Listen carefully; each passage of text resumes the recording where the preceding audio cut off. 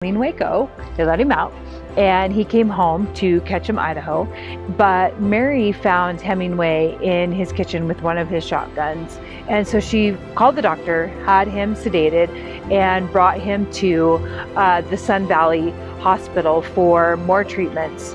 And in June, late June, they actually let Hemingway out. And in the early mornings of July 2nd, 1961, Ernest used his favorite shotgun, a double barrel shotgun. He used that double barrel shotgun actually to kill himself, to commit suicide.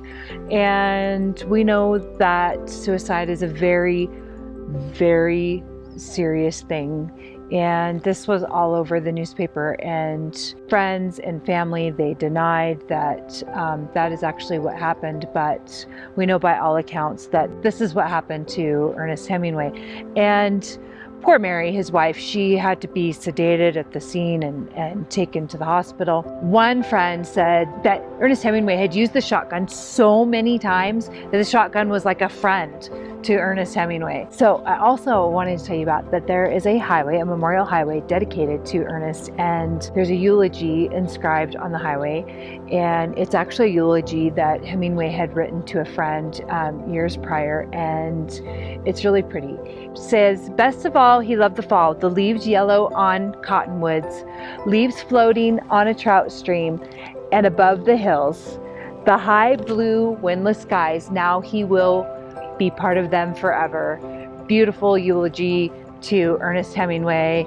And once again, here we are, Family Tree Nuts, to pay our respects to Ernest Hemingway, wonderful author and great, great literary character and wonderful influence of fiction. And I'm Mary Grace Wallace. I'm going to sign off here and just wanted to say, hey, Family Tree Nuts, let our nuts find the nuts in your family tree.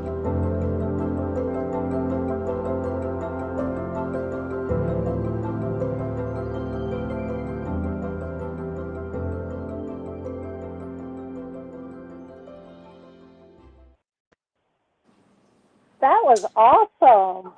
He's so interesting. He led such an amazing life. I don't even know how you got that much packed into that little video. Yeah, that was a tough one for me. I worked really hard to talk fast, and he's one of my favorites. I love Hemingway. You packed a lot of information. One of the things I was always impressed with him, and I don't think a lot of people know, and I think you kind of touched on it, when he was in the war, he was 18, and that was when he was wounded. But when he was wounded, he also stayed and helped the Italian soldiers to get them to safety. Even with his wounds, he stayed and he assisted them. And he ended up getting the Italian, I think it's the Silver Medal of Bravery for that. He was awarded that. And I always thought that was impressive. That showed his character as a young 18-year-old. Right. You know, I know he went through a lot of hardships in life after that, but that was powerful to have an Italian Medal of Bravery and then to get a Pulitzer Prize. Right. So, you know, it's doing what we do. It's more of an honor for me to be places and to bring it to you. And it's hard to bring stories to life sometimes because you feel such respect for these people and you want to do it in such a way that it brings all their goodness and all their good things. And sometimes their stories are just tragic, and his story really was, but he was also still such a neat person, and there was so much good about him. And so I'm glad you enjoyed that. And it was sort of a long video, and we try to keep them short, and I can be long-winded, but so I wanted to answer Dawn's question. I think it was Dawn maybe that asked if the Oregon Trail passed through Idaho, and I wanted to tell him that yes, it did, just south of what's now Boise. and so wanted to answer that question for him. Well, yeah, and I think too, if I remember right, wasn't that the section of the Oregon Trail where Sacagawea went with them, like as an interpreter? She was like 16 or something. Was that the part in the Idaho area? I'm pretty sure. You know, I think you're right, and that's, yeah, right. right. I was always intrigued with her at 16, you know, to pack along a baby and be an interpreter and be part of Lewis and Clark is that's pretty powerful. Yeah. Yeah, right. Yeah. Yeah.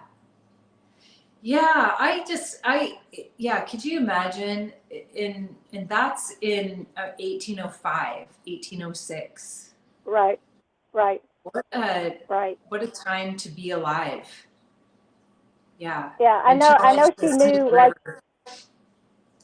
right. I know she knew the Sioux language and the Shoshone language and to be that impactful in history for such a young child still. Right. Right. Yeah. You know, Idaho was inhabited really early on by a lot of native populations, and one of them is the Nez Perce, and that again goes back to one of my favorite chiefs, Chief Joseph. He was a part of that Nez Perce tribe, and right. But there were many tribes associated in the Idaho area, and in 1959 there was excavation done at the Wilson Butte Cave, which is it's near Twin Falls in Idaho, and it revealed human evidence that was dating back about 14,500 years, which isn't even the earliest sign of human population in Idaho. In 2019, there was a Paleolithic site that was discovered in Cooper's Ferry that was dating back about 15,000 years ago. So they've been able to find evidence of humans, I mean, in Idaho way back, which is kind of, I mean, I think that's pretty impressive myself. That's a bit mind-blowing. We kind of think of Idaho as just the beautiful scenery before we got there, but it has such a long history. Yes. Of such a variety of people who lived in the area. Wow, right. 15,000 years. That's impressive. That's amazing. Right. Yeah. And, you know, I've been all over in Idaho. It's close enough that, you know, Idaho is pretty easy to get to. And I wish that I had better pictures to put up and to show. But if you can look up Craters of the Moon National Park, it's absolutely amazing. And when I did the Ernest Hemingway video, I went through Craters of the Moon, and it's in the Snake River Plain. It's in central Idaho. It's by Arco and Cary. And it was a park that was established in 1924. It's about 410,000 acre park. It's huge. And, you know, actually the U.S. Forest Service holds like 38% of the state's land. It's the highest of any state in the union. But Craters of the Moon National Park really does look like you're on the moon. It's, oh, wow. It's amazing. And even though there is vegetation, the vegetation struggles to live. And there are animals, like there's mule deer and there's whitetail and there are deer there, but it's big lava fields. And I mean, you look out as you drive through on the highway and you look out and there's just lava fields everywhere. And there's big rifts and big craters. And some of these rifts, like the deepest rift is 800 feet deep. And so Craters of the Moon is like the perfect name for this place. It's midway between like Boise and Yellowstone National Park, so real central Idaho. And there's lava tubes. I don't know. Do you guys have lava tubes in the East Coast at all? I mean, we've got a lot of volcanoes around here. And Yeah, stuff going on. Yeah. That's not our landscape out this way. Yeah. We're not familiar with that. So, so I guess my family, we hike in lava tubes all the time. That's something that's obviously familiar for you, but that would be quite an experience, I think, for someone like me. That sounds intriguing. Yeah, I mean, really, who needs to go to the moon or any place else? We just have all kinds of adventures in the United States. We can go to the moon in Idaho. You can see craters. You can see, if you could, truly, there's a lot to see in Idaho, but the Craters of the Moon is actually, it is pretty interesting. And there's three main big lava fields. There's Craters of the Moon, Kings Bowl, and Wappi. And those are the three big lava fields, and they're like 10 to 11 million years old. Like, imagine that's what you're walking in. And if the park's open, it was, this past summer when I was in there, it's absolutely fantastic. It's it's a cataclysmic caldera, like what's under Yellowstone. And they think that this one, it's like a migrating hotspot. So it was where the Craters of the Moon is now, and it's moved under Yellowstone now. So, I don't know. That's pretty intriguing. That's pretty amazing. Yeah, pretty interesting stuff. I don't know, but if you could go check that out anyway, it would be a place to go. There's so many different pieces to Idaho. I would say, between the ghost towns, the lakes, the name Idaho is derived from the native word meaning land of many waters. There's lakes and streams, and the fishing, there's mountains, there's just so many pieces that Washington, Oregon, and Idaho hold as far as geography goes. It's a great place to be out here. It's a great life. Well, you can tell it explains as to why the Native Americans kind of stayed in that area too, and so many of the tribes did, because it pretty much gave them all that they needed. It had the game, the food sources, the protection. The area would have been a perfect setting for what they needed. Right. Yes, I agree. There's so much and so many options out here, with the mountains, the lakes. You even get the desert, the rainforests. You really just really get it all. And I think that that's a big draw. And so anyway, that's kind of our Idaho in a nutshell. Don says he would have loved to have been there when Idaho became a state. You can only imagine how it was then. I agree. An amazing place. I think the whole Pacific Northwest I think I remember too, some of the diaries and the writings that Lewis and Clark did talked about some of the areas that they came through, especially in Idaho, that were so, they couldn't pass through some of the areas, that it was so difficult to travel, that it tells you how brave they had to be to figure out a way to go, to make that, to do the expedition, to discover what they're there for from Jefferson, and their perseverance yeah. It's impressive when you stop and you think and you really ponder what it was that people like Lewis and Clark did to open up the area. It's kind of overwhelming. I'm not sure that we have many people nowadays who would have done that. Right. And you know what I thought was an interesting connection for each state. It all comes down to fur trading.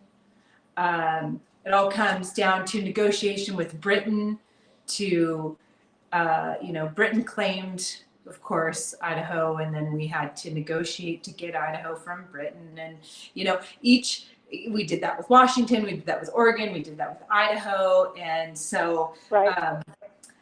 And it's sort of, they all kind of have the same story, the same history that goes along with them. And I think that's pretty, interesting. And I found that theme to be kind of fun, kind of a fun theme. And of course, Idaho has that big panhandle, and they're bordered by Canada, like Washington is, and then Montana, and also Oregon and Wyoming. And so they are not a huge state, but they're fairly big. They've got a smaller population too, and I think they must like that.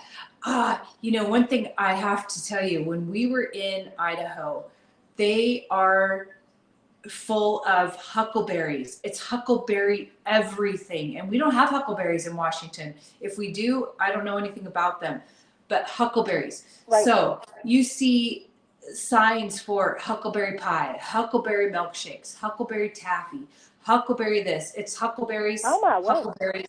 Do you guys have huckleberries? We don't. I don't think I've had anything made from a huckleberry ever in my life. Okay. So I don't even know what, I couldn't even tell you what they look like. Okay. I didn't know either. But we tried huckleberry everything, including huckleberry honey. And now we order huckleberry syrup, like pancake syrup. Right. And let me tell you, it's really good. Huckleberry milkshakes, huckleberry everything. Everywhere you stop. I'm not sure if a huckleberry milkshake is going to replace a chocolate milkshake, but I'll have to take your word for that. Only better. Only better. Russ says they're kind of like a blueberry. Oh, only better than kind of like a blueberry. Interesting. I love blueberries. They're better. They're actually better than blueberries. They really are. We tried huckleberry everything, and now my family's stuck on huckleberry syrup. That's the thing. I'm gonna have to start looking for that and ordering something made with huckleberries and try that out, or just make my trip to Idaho sooner. And I found out that the huckleberry is like the Idaho state fruit. Huckleberry. And bears really like huckleberries, so no. So there's probably a lot of bear in the area. That's pretty awesome. That's pretty awesome. Well, Russ just chimed in, you said, and that made me think actually about the one other thing that I did know about Idaho, which I think is really cool, is when I was younger, there was a TV show, it didn't last long, that was like Bye Bye Black Sheep, but it was about Pappy Boyington. Have you ever heard of him? He was part of the Sioux tribe, and he was from Idaho. And he was actually a Marine, and he was in World War II. He was a pilot, and he was a POW for a year and a half. And he ended up being a colonel. They called him Pappy because he was a little bit older than the rest of the crew that he was with.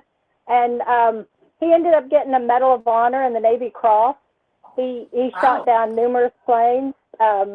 He ended up being, as a POW, he was released at the end of the war, and such an impressive life that they ended up making a TV show out of it. So that was many, many years ago. I don't know if many people remember that. You'd have to be of a certain age group.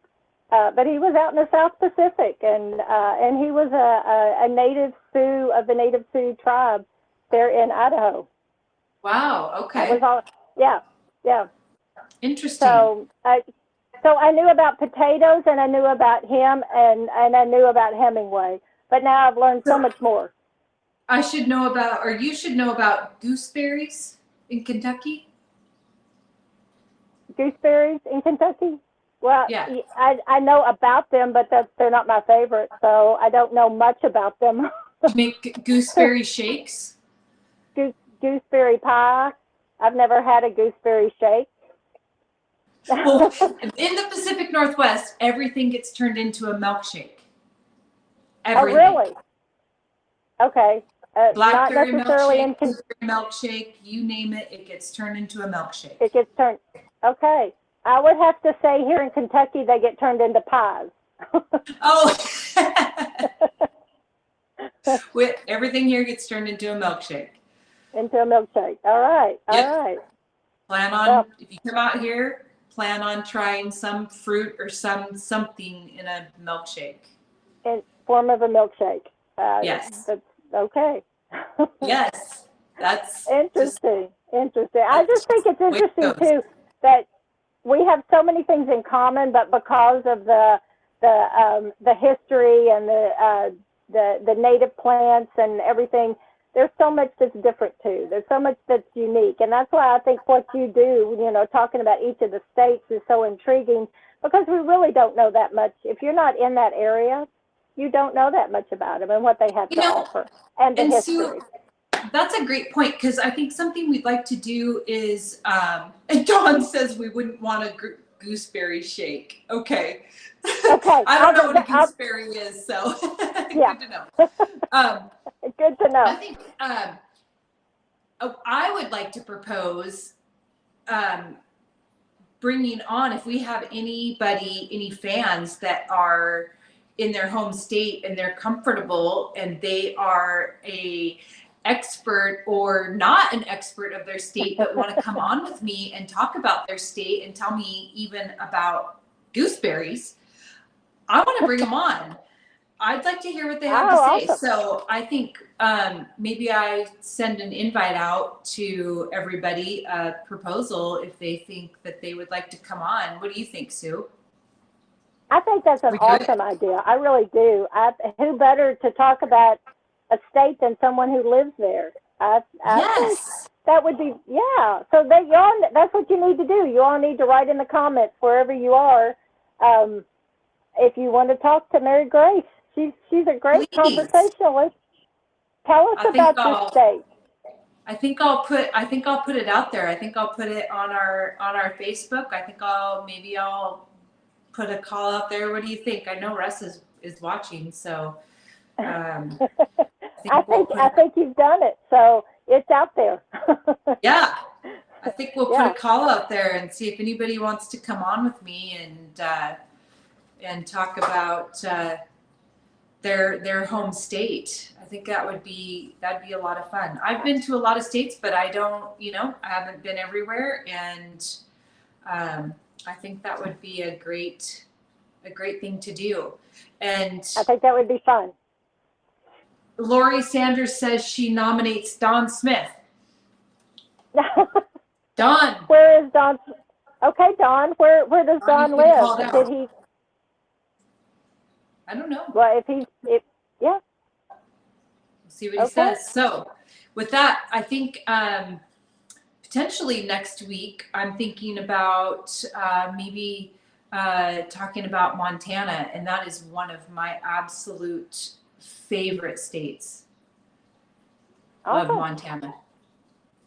Don says, if you toss up between West Virginia and Kentucky, I have to talk about Kentucky.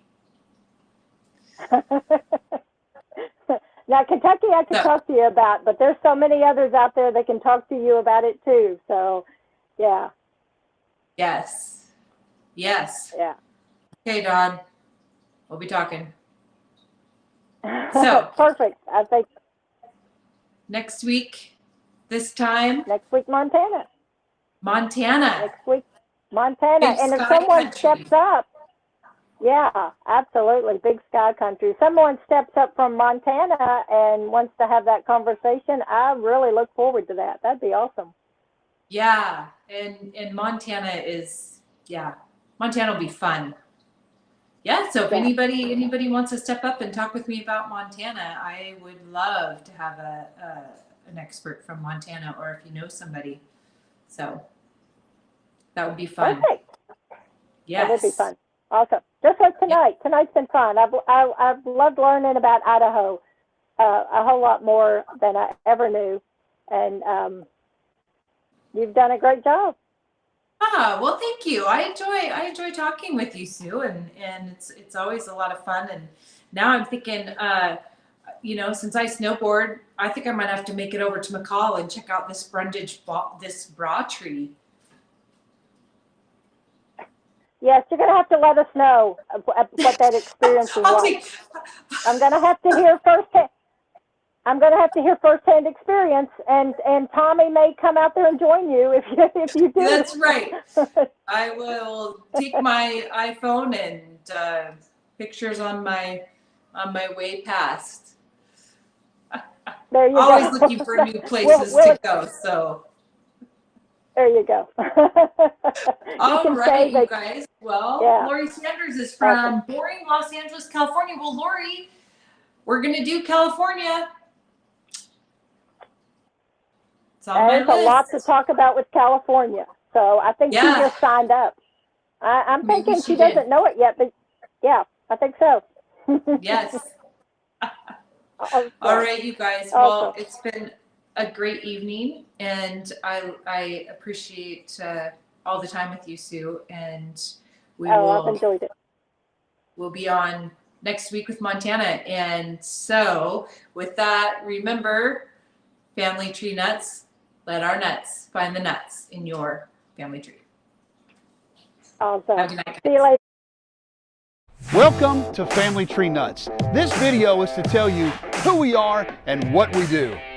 I'm Russ Carson Jr., the genealogist and the founder of Family Tree Nuts. And for years, I kept hearing people say, I'd love to know about my ancestors, but I don't know how, I don't have the time, and I don't want to pay for those expensive membership fees. So in 2017, I founded Family Tree Nuts. Family Tree Nuts is a full-service history and genealogy service with nuts, some people would call them teammates, all over the country. First and foremost, our primary mission is to build family trees for clients. We do the research and build simple or detailed family trees and provide our clients with professionally written reports that are keepsakes forever. We have many different levels of our service plans to meet most needs or budgets. Our plans are listed on our website, and we can provide you with many, many different examples and testimonials. We also produce historic videos, and we make 3 different types of these videos. First, we make videos about historical people or places. Many of these are produced for historical and tourism organizations. Second, ancestor stories, which are with a client at a relevant location of an ancestor sharing their story. And third, life interviews, with elder family members documenting their lives. We make many of these videos on Facebook Live, so be on the lookout for those as well. Thanks for checking us out, and make sure you follow us on Facebook, Instagram, Twitter, and subscribe to our YouTube channel. Let us know how we can help you with your history and genealogy needs. You can contact us at info@familytreenuts.org. And remember, Family Tree Nuts, let our nuts find the nuts in your family tree.